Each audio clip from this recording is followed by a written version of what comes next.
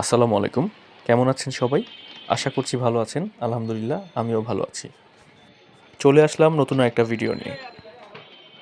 আজকে আমি যাচ্ছি পুরান ঢাকার চকবাজারে। শবে বরাত উপলক্ষে চকবাজারের বিভিন্ন জিনিসপত্র দেখব আর আপনাদের সাথে সেটা শেয়ার করব। আশা করছি আপনারা আমার সাথেই থাকবেন। আর হ্যাঁ, যারা এখনও আমার চ্যানেলটা সাবস্ক্রাইব করেননি দয়া করে সাবস্ক্রাইব করে দিবেন।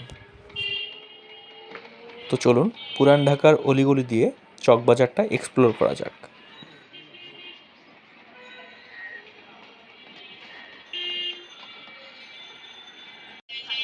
শবে বরাত উপলক্ষে পুরান ঢাকার বিশেষ আকর্ষণ হচ্ছে ফেন্সি রুটি। যদিও এটা ঢাকার সব জায়গাতেই পাওয়া যায়, কিন্তু পুরান ঢাকায় এর চাহিদা ও কদরটা একটু বেশি।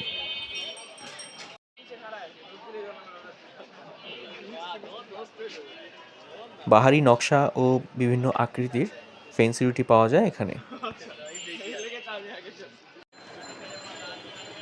শবে বরাত উপলক্ষে রুটির পাশাপাশি বিভিন্ন ধরনের হালুয়ারও চাহিদা থাকে অনেক।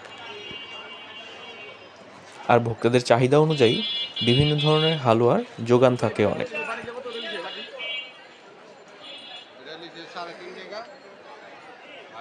শবে বরাত উপলক্ষে এসব দোকানগুলোতে ক্রেতাদের ভিড় থাকে অনেক।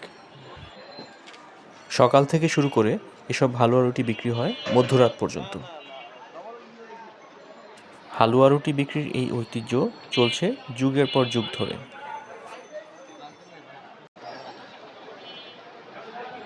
কেজি কত করে ভাই এগুলো? 350।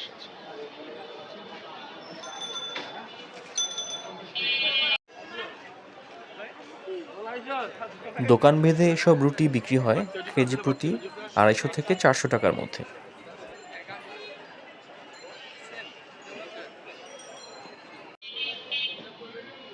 আর এক একটা রুটির ওজন হয় 1 কেজি থেকে 5 কেজি পর্যন্ত।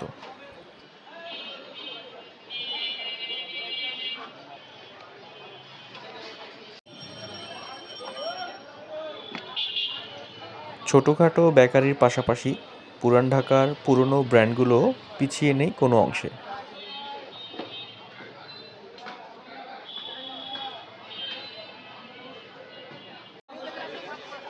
আর বিভিন্ন স্বাদের হালুয়াগুলো বিক্রি হচ্ছে 500 থেকে 800 টাকা কেজি।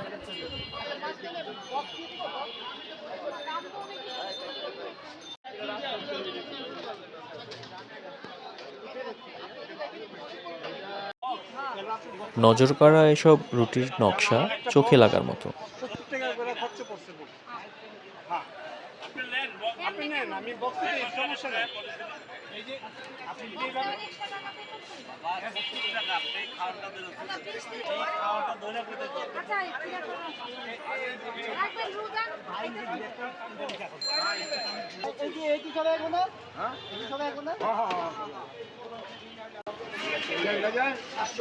কেজি কত করে বিক্রি করতেছেন ভাই? আমরা বিক্রি করতেছি এখন 250 টাকা বিক্রি করতেছি আমরা। এই যে একটু আগে 250 করে টাকা রুটি কেজি কত?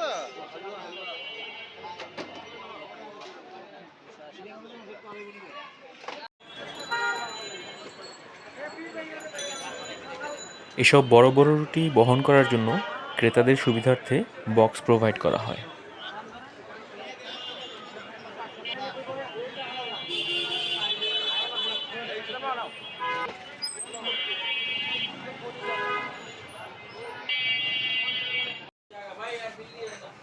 লালবাগের মদিনা মিষ্টান্ন ভাণ্ডারেও শবে বরাত উপলক্ষে এবছর স্পেশাল হালুয়া পাওয়া যাচ্ছিল। স্বাদভেদে এসব হালুয়াগুলোর দাম ছিল কেজি প্রতি 400 থেকে 800 টাকার মধ্যে। এখানকার মাস্ট ট্রাই আইটেম হচ্ছে কাশ্মীরি হালুয়া, যেটার স্বাদ অতুলনীয়।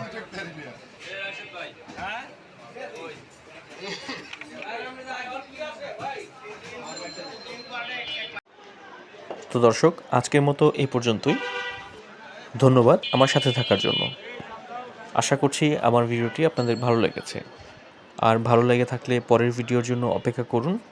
খুব শীঘ্রই ফিরে আসব। ততক্ষণের জন্য বিদায় নিচ্ছি। আল্লাহ হাফেজ।